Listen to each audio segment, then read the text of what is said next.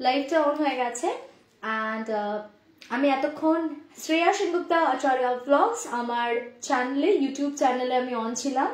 সেখানে আজকে তোমাদের জন্য আমি দুটো গল্প শেয়ার করেছি। আর দুটো না, আসতে যেটা যে 3টে গল্প শেয়ার করেছি। একটা হচ্ছে, তোমরা জানো আমি লাস্ট উইক ঘুরতে গেছিলাম, তো পাহাড় মানে সেখানে তো একটু ভূতের ছোঁয়া থাকতেই হয়। তবে আমার এত বছরের এক্সপিরিয়েন্সে কোনোদিনই কিছু ছিল না, বাট এবারে আমি একটা একটু সুপার ন্যাচারাল বা বলতে পারো বা আমার একটু আনইউজুয়াল লেগেছে একটা ইনসিডেন্ট আমি ফিল করেছি বা ফেস করেছি। তো এটা ভূত ছিল না অন্য কিছু ছিল, সেটার ব্যাপারে আমার কাছে কিন্তু কোনো এভিডেন্সও নেই। তো সেক্ষেত্রে সেটা মারাত্মক কিছু নয়, একটা জাস্ট ফিলিং বলতে পারো, আমি সেটা শেয়ার করেছি। যারা মিস করে গেছে তারা অবভিয়াসলি সেটা আমার চ্যানেলে গেলে শুনতে পাবে, যে আমার ব্যক্তিগত ফিলিংস। যারা অনেকে প্রশ্ন করো যে দিদি তুমি কখনো ভূত দেখেছো, তুমি কখনো দেখেছো, তো তারা ওটা জানতে পারবে ওখানে দেখলে। আর তার সাথে আরো দুটো ঘটনা বলেছি। একটা বেশ একদম অন্য রকমের ঘটনা, যেটা শুধু মানুষের ভূত বা মানুষের প্রেত ছাড়াও অনেক সময় দেখবে আমাদের বিভিন্ন রকম অ্যানিমালস এর শ্বাসও কিন্তু লাগে। তো ওই রকম রিলেটেড একটা ডিফারেন্ট জোনের গল্প। আর তার সাথে আর একটা একটু লেন্দি স্টোরি বলেছি, যেই স্টোরিটার মধ্যেও ভৌতিক পুনর্জন্ম সবকিছু মিলেমিশে একাকার একটা খুব সুন্দর গল্প। তো গল্প বলবো না, একটা পারিবারিক ঘটনা, ধারাবাহিকভাবে প্রচুর ঘটনা, ইনসিডেন্ট, মানে সিরিজ অফ ইনসিডেন্টস ওখানে আছে। তো ওটা শুনতে একটু টাইমও লাগবে। যারা যারা মিস করে গেছো তাদেরকে সবাইকে রিকোয়েস্ট করবো যে যাও আর ওখানে ভিজিট করে আমার ওই গল্পগুলো শুনে নাও।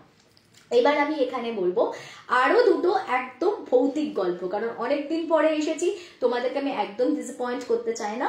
তো ইটস বেটার আমি তোমাদের একদম আজকে জমিয়ে ভূতের গল্পই শোনাবো, ঠিক আছে? কিন্তু ভূতের গল্পে যাওয়ার আগে চটপট কয়েকটা কথা তো আমার বলারই আছে, বলে ফেলি।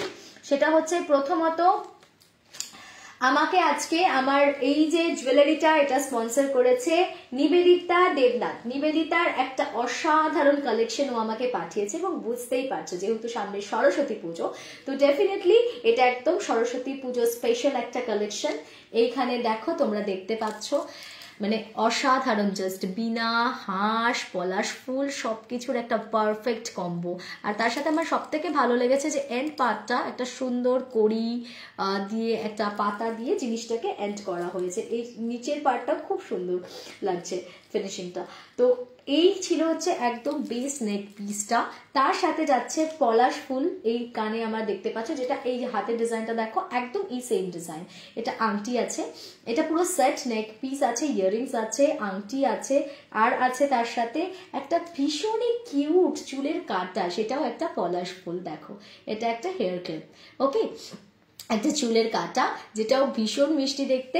আর তার সাথে আমার এক্সট্রা লার্জ সাইজ হয়ে গেছে, যদিও সেটা কিছু ম্যাটার করে না, কারণ আমার হাতটা ভীষণই ছোট। এটা আমি অন্য কাউকে দোষ দেবো না, এটা আমারই দোষ যে আমার রিস্টটা এত ছোট, এখানে এই হাতের চুড়ি বানানো খুব ডিফিকাল্ট। তো যেটা মানে অ্যাভারেজ যার সকলের হাতে যেটা হয় সেই সাইজেরই ও বানিয়েছে, আমারটা এখন এক্সট্রা স্মল, তো কিছু করার নেই। একটা সুন্দর ব্লু বেসের ওপরে দেখো একটা করে লিফ করা আছে, তার সাথে একটা করে পলাশ ফুল দিয়ে একদম এটা একটা পারফেক্ট সরস্বতী পুজোর কম্বো।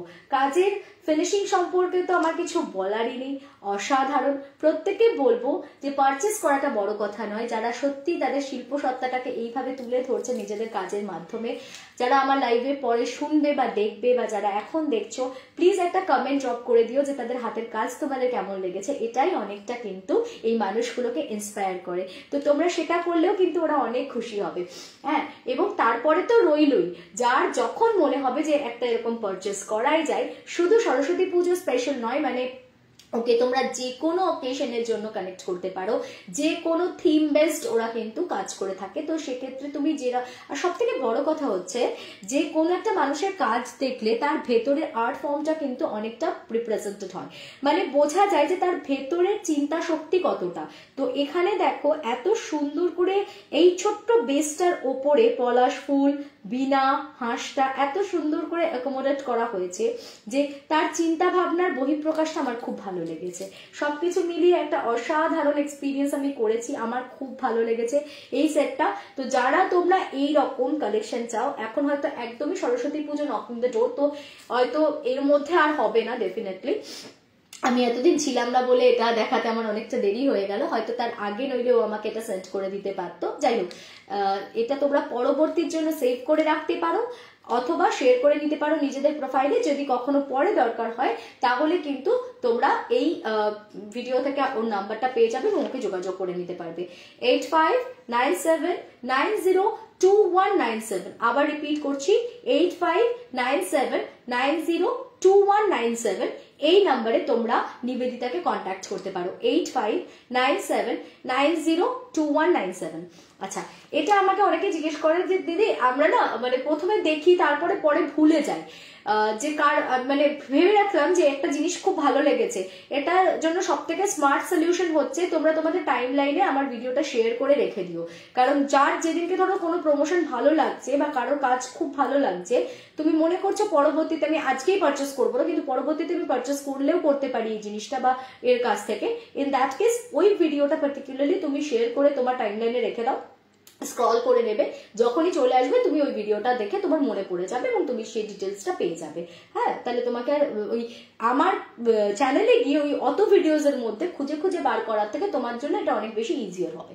ওকে, এবারে আসি আগে গল্পে, তারপরে না আবার একটু গল্প করা যাবে।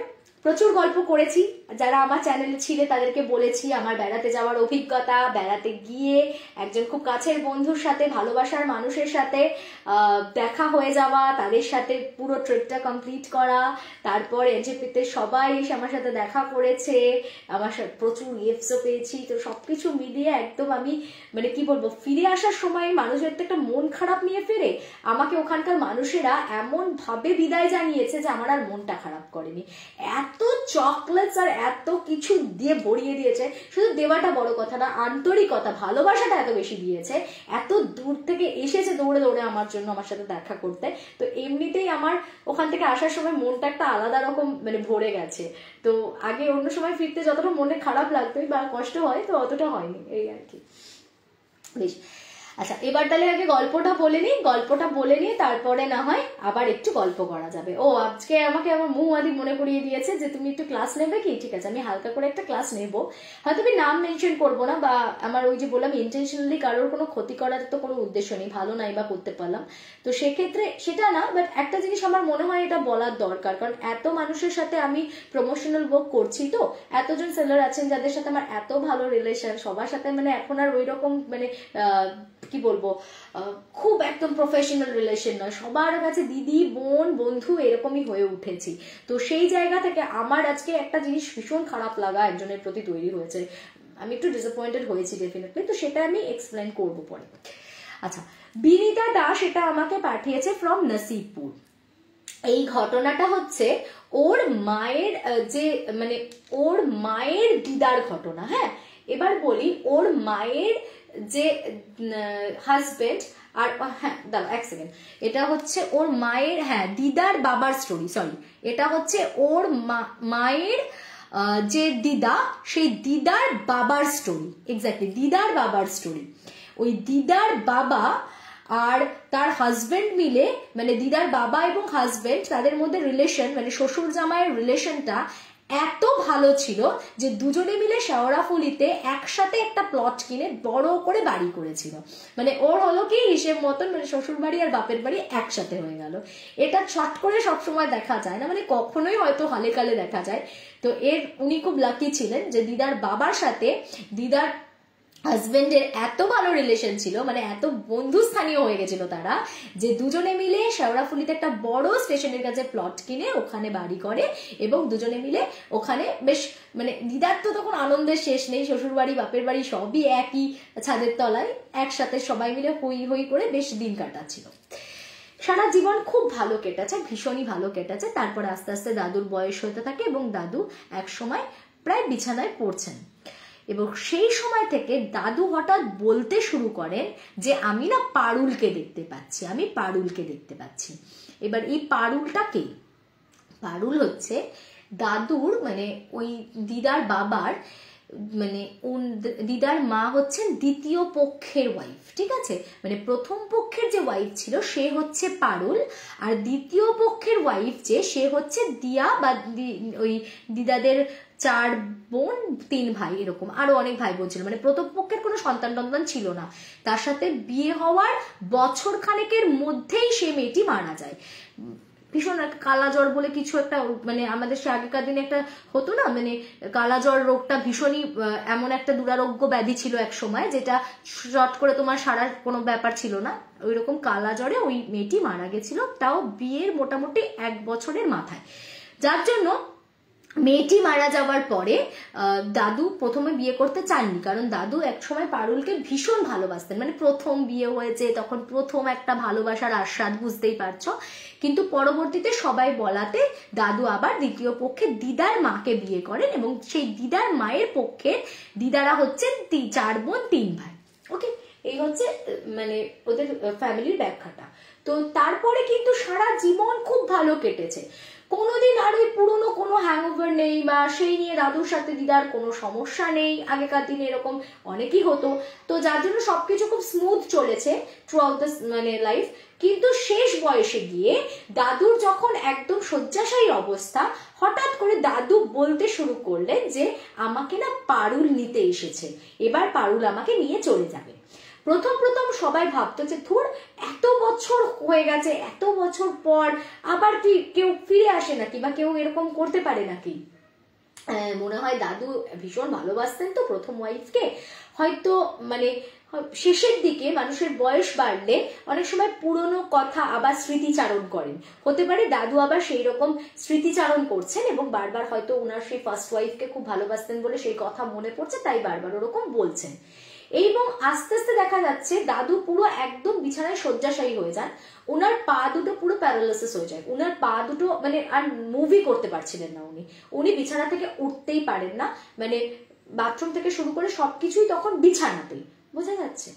এবার হঠাৎ একদিন রাত্রেবেলা দিদার মা যে সে ঘুম থেকে উঠে, মানে দ্বিতীয় পক্ষের যে ওয়াইফ, ওনার দ্বিতীয় পক্ষের ওয়াইফ উঠে দেখছেন যে কি হলো, দাদু ঘরে নেই, কোথায় গেল আর যাবেই বা কি করে, দাদুর তো পায়ে ওঠারই ক্ষমতা নেই, তাহলে দাদু কোথায় যাবেন আর কিভাবেই বা যাবেন। দিদা তখন তাড়াতাড়ি চিৎকার চেঁচামেচি করে বাড়ির তো সকলকে ডেকে ঘুম থেকে তোলে, সবাই মিলে এদিক ওদিক খুঁজতে হঠাৎ গিয়ে দেখছে যে ওই একদম সেই রেল লাইনের ধার ধরে কোন এক ড্রেনের পাশ দিয়ে দাদু মুখ থুবড়ে পড়ে রয়েছেন। এবার দাদু বাড়ি থেকে ওই অতটা দূরের রাস্তাতে কি করে পৌঁছলেন, এটাই হচ্ছে সকলের মেন প্রশ্ন, কারণ ওনার তো পুরো পা দুটো অসাড়, ওখান থেকে যখন ওনাকে আবার জ্ঞান ফিরিয়ে মানে ওঠানো হচ্ছে চোখে মুখে জল দিয়ে, উনি উঠতে পারছেন না, ওনার পা তো কাজই করছে না, মুভই করছে না, তাহলে এতটা ওনাকে টেনে কে নিয়ে গেল। যখন জ্ঞান ফিরেছেন, মানে ওই দিনকে উনি ভীষণভাবে লাকিলি বেঁচে গেছেন, কারণ যেভাবে উনি ট্রেনের মধ্যে মুখ থুবড়ে পড়েছিলেন, মানে উনি ভীষণভাবে আহত হয়েছিলেন, এবং ওনার কিন্তু বাঁচার কোনো সম্ভাবনাই ছিল না। তখন সকলে যখন জিজ্ঞেস করছে যে কি হলো, তুমি এখানে এত দূর কি করে এলে, উনি তখন কিন্তু এরকম সবার গায়ে একেবারে পুরো শরীরটা ছেড়ে দিয়েছেন, কারণ ওনার শরীরের কোনো জোর নেই যে উনি নিজেকে মানে আপলিফট করতে পারবেন। তো উনি একদম পুরোটা ছেড়ে দিয়ে উনি বলছেন যে আমি জানি না, কিন্তু পারুল তো আমাকে হাত ধরে টেনে তুলে নিয়ে এলো, আমাকে তুলে টেনে নিয়ে এখানে হাঁটতে হাঁটতে নিয়ে এসে ধাক্কা মেরে রেল লাইনে ফেলে দিল। এবার এটা শুনে সবার খুব অবাক লাগে। প্রথম কথা হচ্ছে, প্রথমের দিক থেকে অনেকদিন ধরে উনি এই কথাটা বলছে যে পারুল আমায় নিতে এসেছে, কিন্তু কেউ এটাকে ইনিশিয়ালি বিশ্বাস করছিল না। কিন্তু সেদিনকে যেটা ঘটলো সেটা না বিশ্বাস করে আর কারোর কাছে কোনো উপায় ছিল না, কারণ যে মানুষটা এতদিন ধরে একেবারে বিছানা থেকে উঠতেই পারছে না, তার পা মুভি করতে পারছে না, সেই মানুষটা হেঁটে হেঁটে এত দূর আসলো কি করে, এটা একটা খুব অবাক করা ব্যাপার সবার কাছে লেগেছিল। এরপরে আরো পরপর 2 দিন এই একই ঘটনা ঘটে। দাদু সারাদিন শয্যাশায়ী থাকতেন, দাদু সারাদিন বিছানা থেকে উঠতে পারতো না, কিন্তু দেখা গেল এবার আস্তে আস্তে কি হয়, বাড়ির লোকও সজাগ হতে শুরু করে, বাড়ির লোকও সংযতভাবে তার উপরে দৃষ্টি রাখতে শুরু করে যে কোথায় যাচ্ছে, রাত্রেবেলা কোথাও বেরিয়ে যাচ্ছে না তো, কোথাও পড়ে টড়ে যাচ্ছে না তো। এবার দিদারও ঘুম, মানে দিদার মায়েরও ঘুম পাতলা হয়ে গেল, উনিও জেগে থাকতেন, আওয়াজ পেলেই উঠে পড়তেন।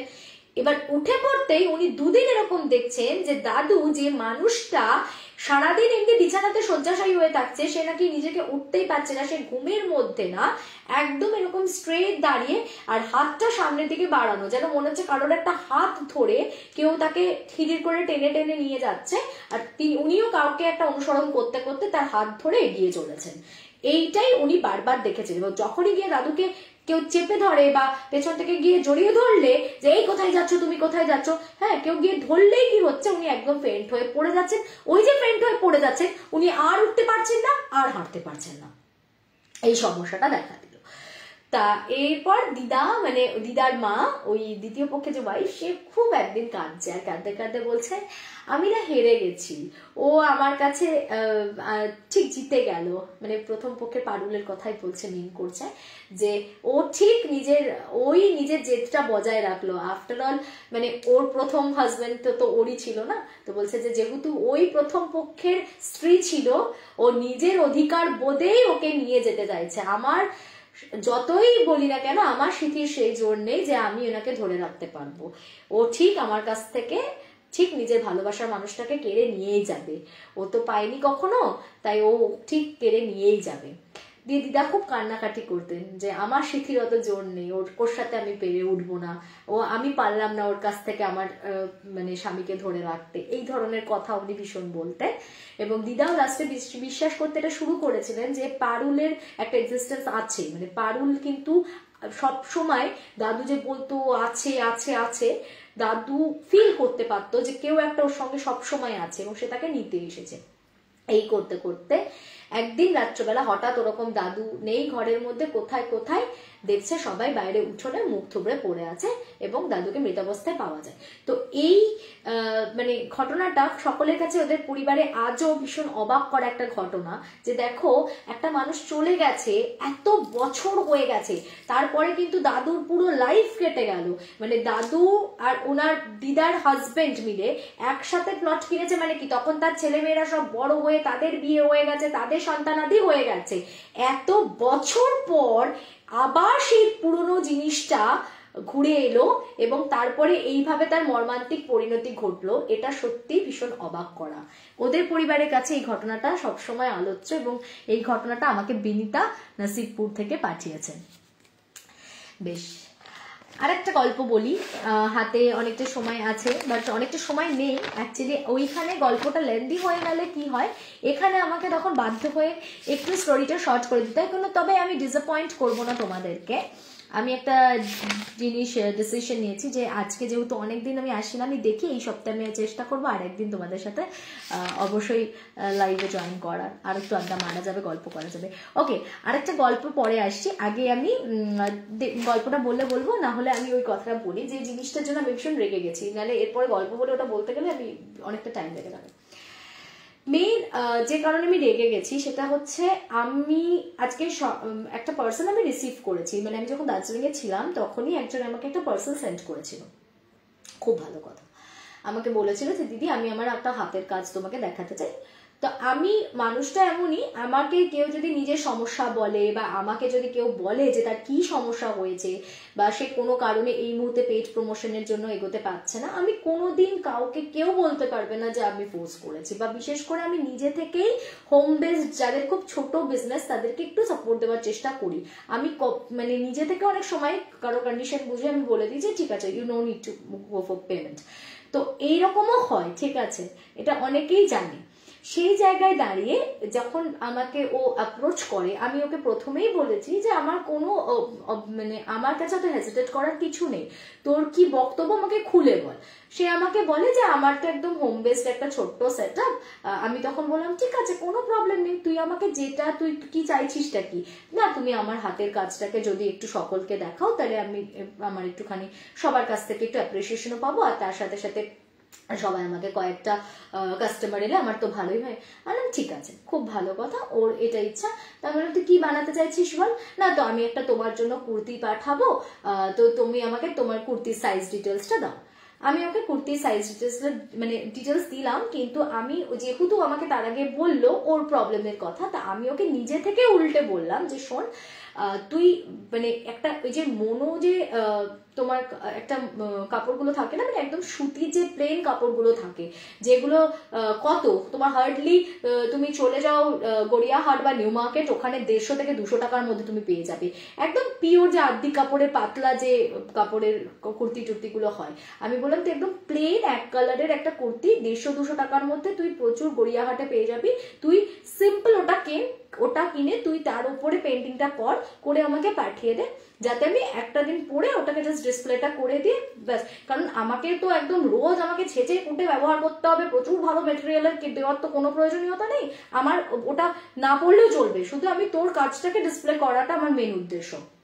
তো ও বললো হ্যাঁ দিদি ঠিক আছে আমি সেটাই করবো। এটা কিন্তু আমার সাজেশন ছিল, আমি আমার এন্ড থেকে ওকে এটা বলেছিলাম যে তুই একদম পাতি, তুই দেখবি 200 টাকার মধ্যে প্রচুর এরকম এক কালারের কুর্তি অলওয়েজ অ্যাভেলেবেল থাকে সব দিকে, তো তুই ওখান থেকে একটা কিছু পারচেস করে আমাকে করে দিস।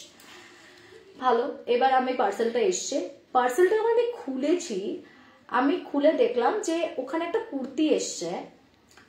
আমি টেলিং ইউ, মানে কুর্তিটা দেখে আমি পরিষ্কার বুঝতে পারছি ওই কুর্তিটা বহুকালের পুরনো একটা কুর্তি, যেটা একজন কেউ বহুবার পরেছে, এবং সেটা শুধু পরা নয়, সেটা তোমার সেটা পরে কেউ সিঁদুর খেলেছে, এবং সেখানে এই গলার এখানটাতে পুরো লাল লাল ছোপ ছোপ হয়ে আছে, আন্ডার আর্মসটা হয় না সিঁদুর খেললে টেললে দেখবে কুর্তি পরে এখানটা পুরো লাল হয়ে যায়, তো এরকম পুরো আন্ডার আর্মসের পার্টটাতে পুরো রেড হয়ে আছে, গলাটা পুরো রেড হয়ে আছে, তারপরে হোয়াইট কালারের, তো যার জন্য ওই অনেকদিন পরে থাকলে যেরকম ইয়েলো ইয়েলো ইয়েলো ছোপ ছোপ ছোপ ছোপ হয়ে যায় ওরকম পুরোটাতে, শুধু ওর কাজটা যেখানটা আছে ওই জায়গাটুকু নিট অ্যান্ড ক্লিন, বাকি কুর্তিটা মানে অ্যাজ সাচ ডার্টি, ঠিক আছে, খুবই বাজে। আমি জাস্ট ওটা দেখে আমি ওকে বললাম যে এটা তোর কি মনে হয় পরিধান করার মতন? মানে আমি একটা জিনিস, না তুমি তো বললে একটা যা তা 200 টাকার কুর্তি কিনেই তোমাকে করে দিলে তুমি করে নেবে। আমি বললাম আমি তো 200 টাকার কুর্তি, তুই আমার সাথে গেলে আমি তোকে এর থেকে অনেক বেটার একটা কুর্তি তোকে এনে দিতে পারতাম। ট্রাস্ট মি, এখনো 160 টাকা 70 টাকাতে প্রচুর ম্যাক্সি পাওয়া যায়, ঠিক আছে, তুই গড়িয়াহাট মার্কেটে গেলে, নিউ মার্কেটে গেলে, সোদপুর মার্কেটে গেলে সব জায়গায় পেয়ে যাবি। এখনো 160 টাকা 170 টাকায় প্রচুর কুর্তি পাওয়া যায়, প্রচুর সিম্পল কুর্তিস পাওয়া যায়, আর সেখানে একটা এমনি নর্মাল এক কালারের আদি কাপড়ের কুর্তি তুই মানে পাবি না, এটা তো হতে পারে না। আমি তোকে সেটা বলেছিলাম, আমি তোকে বলেছিলাম যে তুই 200 টাকা দিয়ে একটা 200 খরচা করতে হবে না। ইভেন তুই যদি আমাকে বলতিস যে আমার 200ও বাজেট নেই, আমি তোকে বলতাম যে তুই 50 টাকা দিয়ে একটা আদি কাপড় কেন, ওই যে আমরা ছোটবেলা যেগুলোতে হ্যান্ডক্রাফট করতাম না, নিশ্চয়ই তোমরা সবাই করেছো, ছোট্ট রুমাল বানাতাম আমরা, বিভিন্ন রুমালে ফেব্রিকের কাজ করতাম, মানে হ্যান্ডক্রাফটস এর জন্য আমাদের যেগুলো স্কুলে করানো হতো আর কি। আলাম তোর তো মেন যে কাজটা হচ্ছে, মেন কাজটা হচ্ছে তোর আঁকাটাকে আমাকে ডিসপ্লে করানোর। এটা যদি তোর উদ্দেশ্য হয় তাহলে তুই আমাকে একটা ছোট্ট আদি কাপড় কিনতিস, তুই বলতিস আমার 200 টাকাও দিদি আমার বাজেট নেই, আমি তোকে এই আইডিয়াটা দিয়ে দিতাম যে তাহলে তুই নিজে আমাকে কুর্তি সাইজ জিজ্ঞেস করিস, আমি তোকে বলতে যাইনি। তুই যদি আমাকে অপশন দিতিস যে তুমি বলো আমি সব থেকে কম বাজেটে কি করে করতে পারবো, তাহলে আমি তোকে এটাই বলতাম তুই একটা সিম্পল আদি কাপড় কেন, তার উপরে তুই সুন্দর করে ছবিটা আঁক, আমি দেখিয়ে বলবো যে এই কাজটাই ও কাস্টমাইজ করে দেবে, এটা কুর্তির ওপরে চাও কি তোমরা পাঞ্জাবির ওপরে চাও ও করতে পারবে। আমার এটুকু বলতে কোনো অসুবিধা ছিল না। কিন্তু তুই এটা কি পাঠালি? ওর অডাসিটিটা চিন্তা করো, ও আমাকে তখন আবার ডেলিভারেটলি বলছে, জোর করে বলছে, না তুমি তো আমাকে বলেছিলে একটা 200 টাকার কুর্তিও তুমি পরে নিতে পারবে। না হ্যাঁ আমি 200 টাকার কুর্তি পরে নিতে পারবো, কিন্তু আমি একটা জিনিস এরকম মানে 10 বছর ধরে ইউজ করা, সেখানে কারোর মানে পুরো ঘামের দাগ, পুরো মানে সিঁদুরের লেপা দাগ দেখতে পাচ্ছি, এই জিনিসটা আমি কি করে পরবো? এই জিনিসটা পরে আমি কি করে পরবো? কে বলেছে এখনো 150-200 টাকায় নিউ মার্কেট থেকে হাজার হাজার টপস পাওয়া যায়, কিনে পরলেই হয়? কিন্তু কথাটা হচ্ছে যে কথাটা দামের উপর ডিপেন্ড করে না, জিনিসটা তো পরিষ্কার নিট এন্ড ক্লিন তো হতে হবে। হলুদ হলুদ ছোপ ছোপ, এটা কি একটা মানুষ পরতে পারে, পরিধান করতে পারে? আমাকে তখন কি বললো উত্তরটা দেখো, যে না আমি তো একটা আজকে অন্য শ্রেয়াদিকে দেখছি, আমি তো এই শ্রেয়াদির কথা চিন্তাই করতে পারছি না, আমি ভাবতে পারছি না যে এরকম ভাবে কেউ কাউকে বলতে পারে। এমন তাহলে তুই কি ভাবতে পারছিস, মানে কি বলবো আমি, মানে ও কি এক্সপেক্ট করছিল যে আমি ওই ওই মানে এই ধরনের সাইকোলজিতে যারা বিলং করে, ও বলছে না এটা তো প্রমোশনের জন্য। যাদের মনে এইরকম চিন্তা ভাবনা আর কতটা ডেসপারেট দেখো, ও কিন্তু বাচ্চা, কিন্তু আমার সাথে যারা কাজ করে প্রত্যেকে কিন্তু অনেক ম্যাচিওর এবং তাদের অনেক এজও হয়ে গেছে, বাট কম্পারেটিভলি যদি দেখি ওর কিন্তু এজটা অনেক কম, তাই আমি ওর সাথে অনেক ঠান্ডা মাথায় কথা বলছিলাম। হ্যাঁ বাবা, হ্যাঁ হয়ে যাবে, তুমি যাও আমি আসছি। তো ওর যেহেতু ও বাচ্চা, আমি সেই জন্য ওকে হিউমিলেট করতে চাইছিলাম না এবং এখনো অব্দি চাইছি না। আমি ওকে ঠান্ডা মাথাতেই জাস্ট পয়েন্ট আউট করছিলাম যে এটা তুই করতে পারিস না, তুই কাউকে একটা প্রমোশনের জন্য কিছু পাঠাচ্ছিস, তোর যদি জিনিসটাই প্রেজেন্টেবল না হয় তো আমি কি করবো? আমি প্রমোশনে দেখাবো যে এই যে ও এরকম ম্যাটেরিয়াল দেবে আপনাদেরকে, আপনারা ওর কাছ থেকে কিনুন, এটার রিভিউটাকে কেউকে দেওয়া যায়? তো সেটাও প্রবলেম না। অডাসিটিটা মানে দেখছি আমি ওর কতটা অত্যাধিক যে ও তারপরে উল্টে আমাকে বলছে আজ থেকে না তোমার সাথে আমি আর আন্তরিক হতে পারবো না। আমি বললাম এরপরে তোমার সাথে আমার আন্তরিকতা তো দরকারই নেই, আমি তোমার প্রমোশন এমনিতেও করবো না। হ্যাঁ, আমি তোমাকে বাচ্চা বলে তবু আমি খুব পেশেন্টলি হ্যান্ডেল করলাম, আমি তবু তোমাকে বুঝিয়ে বললাম যে এইরকম জিনিস কখনোই একটা প্রমোশনাল পারপাসে তুমি দিতে পারো না, এতে তোমারই রেপুটেশনটা উল্টে ডাউন হবে। সেখানে তুমি আমাকে উল্টে চোটপাট দেখাচ্ছ যে তুমি এভাবে কি করে বলতে পারো, তুমি এভাবে কি করে করতে পারো। হ্যাঁ, মানে আমার উপরে সে আরো চিৎকার করছে, মানে এমন একটা হাবভাব যেন ওই একটা কুর্সি না পড়লে আমার দিন কাটবে না, ভাড়মে যায় তো আমার কি যায় আসে। কিন্তু আমি অবাক হয়ে গেলাম, মানে আমি যত দিন যাচ্ছে আমি বিভিন্ন রকমের মানুষকে এক্সপিরিয়েন্স করছি এবং আমাকে বলছে আমি তো ছোট, ভুল তো করতেই পারি। আর যদি তুমি এটা ভুল করে করতে তাহলে আমি তোমাকে কিচ্ছু বলতাম না, এটা তুমি ইন্টেনশনালি করেছো। বলছে এটা তো আমি প্রমোশনের জিনিস তাই অত কেয়ার করে করিনি। আমি বললাম তুমি ভাবছোটা কি প্রমোশনের জিনিস কেয়ার করে করিনি, মানে শ্রেয়াদি এতটাই টেকেন ফর গ্রান্টেড যে তোমার যা ইচ্ছা তাই তুমি পাঠালে, আমি একটা মানে তুমি ভাবলে কি করে যে ওটা আমি পড়তে পারি? তো এই ভাবনাটাই তো তোমার হ্যাটস অফ না। তো আমার কাছে এরকম প্রচুর প্রমোশনাল জিনিস আসে, আরো অনেক আসে। আমি কিন্তু শুধুমাত্র যেগুলো প্রেজেন্টেবল, যেগুলো দেখিয়ে আমি আর পাঁচজনকে কনভিন্স করবার মতন যে হ্যাঁ সত্যি এটা ভালো, এই ওয়ার্কটা তুমি পারচেস করতে পারো, আমি কিন্তু তবেই দেখাবো। তো এই জিনিসটা কেউ যদি কারো মাথায় থেকে থাকে যে যা খুশি একটা পাঠিয়ে দিলাম, আমাকে লাখ টাকা পেমেন্ট দিলেও আমি সেটা প্রমোশন করবো না, আমি বাজে রিভিউটা বাজেই দেবো। কেননা আমার কথার উপর ভিত্তি করে এতগুলো মানুষ পারচেস করে, আমি তাদেরকে কখনোই মিসগাইড করবো না। সে তুমি আমাকে টাকা দিয়ে পেড প্রমোশন করলেও করবো না, কোনো খাতিরে নন পেড প্রমোশন করলেও করবো না। ভালো হলে আমি ভালো বলবো, খারাপ হলে আমি খারাপ তাই বলবো। তো এটা আমার নেচার। যদি এখনো কারোর বুঝতে অসুবিধা থাকে তো একদম মেক ইট ক্লিয়ার। আমাকে ওই জাস্ট ভাবছো যে ছেলে খেলার মতন করে প্রমোশন করে দাও বললে করে দেবো, আমি ভেরি স্ট্রিক্ট টু দ্যাট, যে যেটা ভালো আমি সেটা ভালো। ইভেন জানো অনেক সময় অনেক ছোট বাচ্চারা কিছু পাঠালে অথচ বিহেভিয়ারটা হয়তো খুব সুইট, খুব ভালোভাবে খুব রিকোয়েস্ট করে বললে আমি দেখালেও আমি কিন্তু আমার ইনডাইরেক্টলি যাদের বোঝানোর তাদেরকে আমি বুঝিয়েই বলে দিই এই কাজটা একটু বেটার হতে পারতো, এটা একটু ভালো করা যেত, আমি কিন্তু এরকম ভাবে বলে দিই।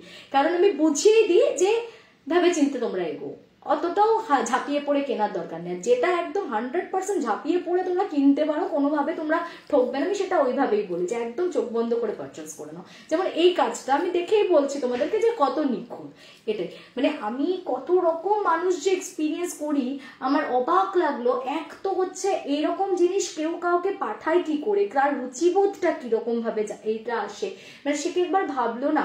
এবং তার back of the mind thoughts গুলো ভেবে আমার ভীষণ রাগ হতে শুরু করলো যে ও ভাবলো কি করে যে এরকম একটা মানে অদ্ভুত একটা বাজে জিনিস, যে জিনিসটা মানে এই এই অবস্থা সেটাকে আমি কি করে পরিধান করব, মানে এই থটটা ওর এলো কি করে মাথাতে। দ্বিতীয়ত হচ্ছে ও আরেকটা কথা বললো যেটা আমার আরো খারাপ লাগলো, যে এটা তো জাস্ট প্রমোশনস এর জন্য। তাদের যাদের এইটা মনে হয় না যে প্রমোশনস এর জন্য আমাকে যে যা খুশি পাঠায়, তাদের জন্য একটা খুব ক্লিয়ার ইনফরমেশন শেয়ার করি, হয়তো সেও শুনছে আমার লাইফটা তাই জন্য আরো বেশি করে বলছি। আমার সাথে যারা কাজ করে প্রত্যেকে আমাকে নিজেরা ছবি পাঠায় ফার্স্টে, দিয়ে বলে যে দিদি ভাই তুমি সিলেক্ট করো, এতটাই আন্তরিক এতটাই ভালোবাসা। তুমি যে বলছো না এরপরে তুমি আর দিদির প্রতি আন্তরিক থাকলে না তুমি আন্তরিকতার আও বোঝো না। হ্যাঁ, তুমি আন্তরিকতার আও বোঝো না, তাহলে তুমি এইরকম প্রফেশনাল রেঞ্জে কথা বলার সাহস করতে না আমার সাথে, এটা তো প্রমোশনের জন্য, তাই একটা যা হোক আমি পাঠিয়ে দিয়েছি। যারা যারা আমার সঙ্গে কাজ করে প্রত্যেকের গিভ মি চয়েস যে দিদি ভাই তুমি দেখো, আমি কিন্তু তোদের বলি না, আমি সবসময় বলি তোদের যেটা ঠিক লাগে তোরা প্রমোশন করাবি তো তোরা তোদের চয়েস ওয়াইজ পাঠা, না তুমি বলো তোমার কোনটা ভালো লাগছে, কোন কালারটা ভালো লাগছে, কোন প্যাটার্নটা ভালো লাগছে। আর প্রত্যেকটা পার্সেলের সাথে একটা করে লেটার আসে, প্রত্যেকটা পার্সেলের সাথে না পাঠালেও কেউ আমাকে হোয়াটসঅ্যাপ করে বলে দিদি ভাই তুমি কিন্তু একটু পড়ো আমাদের জিনিসটা, একটু একবার ইউজ করো, আমাদের খুব ভালো লাগবে। তাহলে এটাকে বলে আন্তরিকতা। You can't take me like মানে এতটা টেকেন ফর গ্রান্টেড কে কাকে এইভাবে নিয়ে নেয়, এই মানে সাহসটা কি করে একটি মানুষ করতে পারে আমার মানে চিন্তাধারার বাইরে। ও যদি আমাকে একবার এরকম বলতো আমার যে আমার খুব অসুবিধা আছে দিদিমা আমি কি করব বলো, আমি ওকে এই স্মার্ট সলিউশনটা দিতাম যে তুই 50 টাকার একটা প্লেন আদি কাপড় কেন, তোর তো শুধু কাজটা দেখানো এই কথা, তুই ওটার উপরে জাস্ট কাজটা কর, আমাকে পাঠিয়ে দে একটা রুমালের সাইজের কাপড়ের, তো নিশ্চয়ই কত টাকার দাম হবে, আমি ওইটাই রেখে দিচ্ছি। আমার দরকার, তোকে আমি বলেছি আমার কুর্তি লাগবে, আমাকে তুই কুর্তি সাপ্লাই কর, তো কেন করতে যাবি, তোর যখন বাজেট নেই। কিন্তু তা বলে মানে কতটা ইনসেন্সিবল চিন্তা করো যে একটা ওই রকম মানে পুরো এখান দিয়ে রেড আন্ডার আর্মস গুলো পুরো ঘামের দাগ, রেড কালারের দাগ বসানো, ও আমাকে ওটা কনভিন্স করছে যে ওটা নাকি নতুন ও কিনে এনেছে, ওটা নতুন কেনা কুর্তি 200 টাকা দিয়ে, ও নাকি 200 টাকার কুর্তিতে করেছে। মানে কি বলবো, আমাকে কি দেখে এতই ইনোসেন্ট লাগে না, আমি কিছুই বুঝি না, আমার কি মার্কেটের কোনো জিনিস সম্পর্কে ধারণা নেই, আমি জানি না আমাকে কি ভাবে মাঝে মাঝে কিছু মানুষ। এনিওয়েজ তাও তো আমি কথাটাকে জাস্ট লেট ইট গো করে দিয়েছিলাম, আমি এটা বলেই চ্যাপ্টারটা ক্লোজ করতে চাইছিলাম যে ঠিক আছে চলো ফাইন, তুমি পাঠিয়েছো, আমি এটা প্রমোশন করবো না, ইটস রিজেক্টেড, দ্যাটস ইট। সেখানে ও আবার আমাকে উল্টে জ্ঞান দিতে বসেছে যে তুমি কতটা খারাপ, আমি কতটা নিকৃষ্ট, আমি কিভাবে কারোর সাথে এত খারাপভাবে কথা বলতে পারি, কারোর চোখে আঙ্গুল দিয়ে ভুলটাকে ভুল বলে দিলেই তো আমি খারাপ হয়ে যাই। তো আমার নাকি কোনো মানবিকতা নেই, আমার নাকি কোনো আন্তরিকতা নেই, আমি কিভাবে এরকম ভাবে কাউকে কথা বলতে পারি, এত বেশি মানবিকতা আছে বলেই আমি শুধু যাই হোক করে কমে যেটুকুনি খাচ্ছে সেটা যাতে চৌপাট না হয়, তাই জন্য আমি আর নামটা আর এটা ডিসপ্লে করলাম না। আমি যদি সত্যি খুব বদমাইশ মানুষ হতাম তাহলে আমি কুর্তিটা দেখাতাম, দেখিয়ে বলতাম please don't purchase any product from that person, আমি এটা পরিষ্কার বলে দিতাম। ওকে, আমার আরো যত বড় হবে তত মানুষের নানা রূপ দেখবে, শম্পা চ্যাটার্জি। ঠিকই বলেছো দিদি, কত রকম যে মানুষকে এক্সপিরিয়েন্স করতে হয়। দিদি খুব কিউট লাগছে তোমায়, আর তোমায় খুব ভালো লাগে, থ্যাংক ইউ। সঞ্চিতা পাল লিখছে হাই শ্রেয়া কেমন আছো, ভালো আছি। আচ্ছা, অনেকদিন পর তোমার লাইভে জয়েন করতে পারলাম, যদিও রেকর্ডেডটা প্রত্যেকদিন শুনি। প্রিয়াঙ্কা সরকার লিখছে শুনতে থাকি, খুব ভালো লাগে তোমার মতন স্ট্রেট ফরওয়ার্ড মানুষকে, আরও এগিয়ে যাও Shreya, thank you thank you. Ankita লিখছে হাই শ্রেয়া, মিকু আর ইমন কেমন আছে, তুই আর দাদা কেমন আছিস, সব ঠিকঠাক আছে, অদ্ভুত মানুষ আর তাদের মানসিকতা। আমি তোকে ভয়েসগুলো ফরওয়ার্ড করবো, তুই খালি শুনিস, মানে একেই বলে একদম মানে চোরের মায়ের বড় গলা বলে না, আমি একদম প্রপার এক্সাম্পল পেয়েছি আজকে একটা, আমি তোকে ভয়েসগুলো পরে ফরওয়ার্ড করবো, তুই খালি শুনিস। মানে সে উল্টে আমার উপর চোটপাট দেখাচ্ছে যে আমি নাকি খুব কম নিকৃষ্ট মানসিকতার মানুষ, ও আমাকে দামি কুর্তি দেয়নি বলে আমি ওকে এতগুলো কথা বলছি, এটাও মিন করতে চাইছে আর কি। তোমার এটা পছন্দ হবে না তো তুমি ফেলে দাও, মানে এটা সে অদ্ভুত রকম রাগ দেখাচ্ছে আমাকে। আমি লাস্টে বলতে বাধ্য হলাম এই তোর রাগের আমার কিচ্ছু ধার ধারি না আমি, ঠিক আছে, মানে তুই আমাকে রাগ দেখানোর কে, আমি তোকে পাত্তাও দিই না, আমি এইভাবে কারোর সাথে কোনো কথা বলি না। মানে লাস্টে আমি এত বিরক্ত হয়ে গেলাম, আর বুঝতেই পারছিস আমি জাস্ট এলাম, এসে আবার বাচ্চাদেরকে নিয়ে বিজি হয়ে গেছি, ওদের সামনে পরীক্ষা আছে, নিজের কাজ আছে, তো এইসব ফালতু ঝামেলা না আমার ভালো লাগে না। তো বেসিক্যালি আমার ওর সাথে কথা বলতেও ইচ্ছা করছিল না, আমি ওখানেই চ্যাপ্টারটা চাইছিলাম কি ক্লোজ হয়ে যাক, যে আমি তো প্রমোশন করবো না, বাট সে তো শুনবে না, তার তো অনেক কথা আছে আমাকে বলার জন্য। আমি তো অর্ধেক ভয়েসগুলো শুনিও নি, আরো বেশি মাথা গরম হবে বলে কয়েকটা শুনলাম, কয়েকটা শুনে আমি খালি নমুনাটা তোমাদের সামনে একটু প্রেজেন্ট করলাম যে এত কিছু ডিল করতে হয় ভাই। এবার তো আমার চ্যানেলটা সাবস্ক্রাইব করেই দাও তোমরা, দুটো চ্যানেলই প্লিজ সাবস্ক্রাইব করে দাও, এত কিছু সহ্য করছি এটার জন্য তো অন্তত কিছু কন্ট্রিবিউট করো। তোমার কথাগুলো খুব জেনুইন লাগে লিখছে সুমানা দাস। শিখা দাস লিখছে খুব সুন্দর লাগছে দিদি, শাড়ি জুয়েলারি দুটোই দারুণ, থ্যাংক ইউ। আচ্ছা, দুনিয়াতে অনেক রকম অদ্ভুত মানুষ আছে শ্রেয়া, সে তো ঠিকই। আচ্ছা, আমার কমেন্টস পড়ছো না, সুস্মিতা রয়, না সুস্মিতা দি তোমার কমেন্টসটা মিস করে গেছিলাম, এবার চোখে পড়ে গেছে। পাপিয়া ঘোষ লিখছে হাই, পল্লবী লিখছে হাই দিদি, আমার নামটা নাও পল্লবী গোড়াই, তোমার লাইভ দিদি আমি রেকর্ডিং শুনতাম, আজ প্রথমবার লাইভ জয়েন করেছি। ওকে, থ্যাংক ইউ থ্যাংক ইউ, তোমার সব এপিসোড আমি দেখি, ফার্স্ট টাইম লাইভ দেখতে পেলাম। অপর্ণা ব্যানার্জি লিখছে love you too, thank you. নিজেকে ভাবছে মিস ইউনিভার্স, হ্যাঁ, না সে মেয়ে না, সে আবার ছেলে, ছেলেরাও এরকম হয়, আমার তো সেটা আরো বেশি অবাক লাগলো দেখে। আচ্ছা, প্রতিমা দাস লিখছে ও সুপার শ্রেয়াদি। যাই হোক, তাহলে এবার আমি লাইভটা ক্লোজ করব। তো একটা কথা একবার আমি আবার বলে দিচ্ছি, সেটা হচ্ছে যে আমাকে যে কোনো কেউ প্রোডাক্ট পাঠাবে নিজেদের বেস্ট ওয়ার্কটা দিয়েই পাঠাতে হবে, এটার সাথে কোনো কম্প্রোমাইজ নেই। যে আমি আগে নিজে বুঝবো যে ম্যাক্সিমাম তুমি কতটা এফর্ট দিতে পারো বা কতটা কি তুমি ঠিক প্রোডাক্ট দেবে, আমি তবেই কোনো জিনিসের প্রমোশন করব।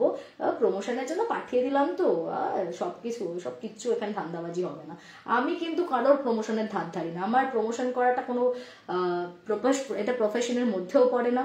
আমার মেন কাজ হচ্ছে গল্প বলা, আমি গল্প বলতেই আমি হ্যাপি, ঠিক আছে? তাতে আমার প্রমোশন হোক বা না হোক আমার তাতে কিচ্ছু যায় আসে না। সুতরাং কাজটা আমি যেটা ভালো সেটাকে আমি ভালো বলবো, যেটা খারাপ সেটাকে আমি জেনুইনলি খারাপই বলবো, এটার কোনো অনর্থ হতে পারে না। কাজেই কেউ যদি এই জিনিসটা যদি আমি তাহলে বুঝলাম, এই মানুষটাকে দিয়ে একটা এক্সাম্পল পেলাম যে কারো মাথায় এটা চলে যে শ্রেয়াদিকে মনে হয় সে একটু প্রলোভিত করলে যা খুশি একটা ধরিয়ে দিলেই বা একটু টাকা পয়সা বুঝিয়ে দিলেই সব কাজ হয়ে যায়, এটা কিন্তু একেবারেই নয়। আমি খারাপটাকে কিন্তু খারাপ বলবো, ভালো চাও তো একদম পাঠিয়েই না আমাকে, কারণ এখনো পর্যন্ত আমি কোনোদিন নেগেটিভ রিভিউগুলো দিইনি, রিজেক্ট করে রেখে দিয়েছি জাস্ট। এরপর থেকে এরকম উটপাটাং জিনিস দেখলে আমি পুরো একদম ডাইরেক্ট দেখিয়ে ওই নাম্বারটা শেয়ার করে পরিষ্কার বলে দেবো যে একদম বাজে প্রোডাক্ট কেউ পারচেস করো না। তখন কিন্তু বলো না যে আমি মানুষটা খারাপ, এখন অব্দি আমি ধৈর্য ধরে সেটা করিনি। তাহলে বোধহয় মায়ের পুরনো কুর্তিতে করেছিল, এক্স্যাক্টলি আমারও মনে চাই। তুই বিশ্বাস কর, আমি কুর্তিটা ছবি পাঠাবো, পুরো সিঁদুর লেপা, মানে কেউ ওটা পরে সিঁদুর খেলেছে। হ্যাঁ, মানুষ তো অন্তত একটা পুরোনো জিনিস কেউ পাঠায়, এটা মানে আবার সেটা নিয়ে তর্ক করে যাচ্ছে সমানে যে ওনাকে ওটা 200 টাকা দিয়ে নতুন কিনে এনেছে। মানে আমি যাকে দেখাচ্ছি, আমি সামনে বাড়ির বৌদিকে দেখালাম, বৌদি দেখে বলছি ইস মানে রুচিটাও কেমন মানুষের, যে এরকম পাঠিয়েও দিতে পারে। আমরা তো কাউকে দিতেও এম্বারেসড ফিল করবো। আমি তো বলছি আমার কুর্তি কি দরকার, আমি একটু আমার কি না কুর্তি পরে কোনো অসুবিধা হচ্ছে? একটা সামান্য আড্ডি কাপড় কিনতে একটা রুমালের উপরে পেন্ট করে নিত, কত খরচা পড়তো, একটা 50 টাকার মধ্যে হয়ে যেত। ও সেটাই করতে পারতো, আমাকে জিজ্ঞাসা করলে আমি ওকে ওটাই বলতাম। আমি কুর্তি, আমি কে তোর কুর্তি চেয়েছে, কে তোর কুর্তির ধার ধারে? তোমার আমি আর তোমার সাথে আন্তরিকতা দেখাতে পারবো। তুই আন্তরিকতা মানে বুঝিস? আন্তরিকতা কাকে বলে আমার বাকি বন্ধুদের থেকে দেখ। আমাকে একটা শাড়ি পাঠালে শ্রেয়া তুমি সিলেক্ট করো কোন শাড়িটা পরবে বলো, আমি সেটাই তোমাকে পাঠাবো, কারণ তুমি সবটাই ঠিকঠাক ক্যারি করে দিতে পারবে। এই একটা নতুন প্রোডাক্ট আছে, তুমি কালারটা চুজ করো, প্রত্যেকে সেটা করে, ঠিক আছে? এটাকে বলে আন্তরিকতা। কেউ আমাকে এরকম টেকেন ফর গ্রান্টেড নেয় না যে আমার কাজটা দেখালেই হলো, বাকি সে কি করবে না করবে আমার সেটা ভাবার দরকার নেই। তো এটাকে আবার সে আবার তকমা দিচ্ছে আন্তরিকতা। আন্তরিকতা মানেটা বুঝতে হয়। ছেলেটি কে? সুনিপা ঘোষ লিখছে ছেলেটি পাগল। দিদি কয়েকদিন ধরেই খুঁজছি তোমার নাম্বারটা। আচ্ছা, আমার নাম্বার হচ্ছে 8240840618। আবার রিপিট করছি 8240840618, এটা আমার নাম্বার। তোমরা যারা চাও এই নাম্বারে আমাকে সেন্ড করতে পারো স্টোরি। ওকে, তো আমি আজকে এখানেই আমার এপিসোডটাকে শেষ করছি। হ্যাঁ, আজকে একটু আড্ডাও মারলাম, আজকে একটু গল্প করতে মন করলো তাই গল্প করলাম, একটা ছোট্ট ভূতের গল্প বললাম। আর তারপরে আবার আগামী দিনে তো তোমাদের সাথে দেখাই হচ্ছে সানডেতে, আরো প্রচুর গল্প নিয়ে, প্রচুর গল্প স্টক করে, ইভেন আমার ফ্রেন্ডের কেস স্টাডি নিয়ে আসছি, যেটা তোমাদের অলওয়েজ ফেভারিট। ঠিক আছে, সবাই ওয়েট করো, সঙ্গে থাকো। আর আজকে এই চ্যানেলে একটু ভূতের গল্পের খামতি হয়ে গেল, ঠিক আছে, আমি পরের দিন সেটা পুষিয়ে দেবো। এখন আপাতত চললাম, good night all of you.